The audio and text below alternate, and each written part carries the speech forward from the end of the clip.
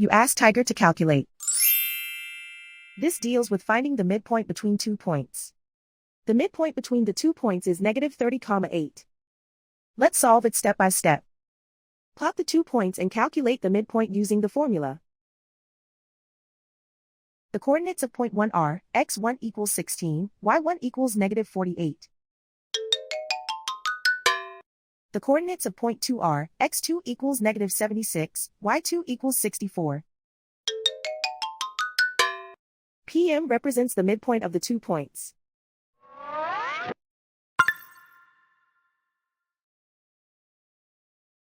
Use the x values in the midpoint formula to find the midpoints x.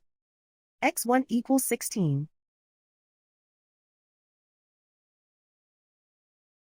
x2 equals -76. Simplify the arithmetic.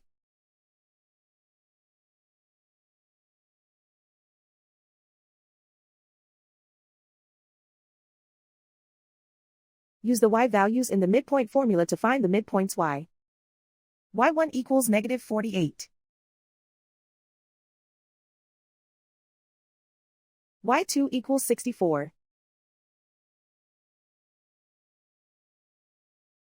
Simplify the arithmetic.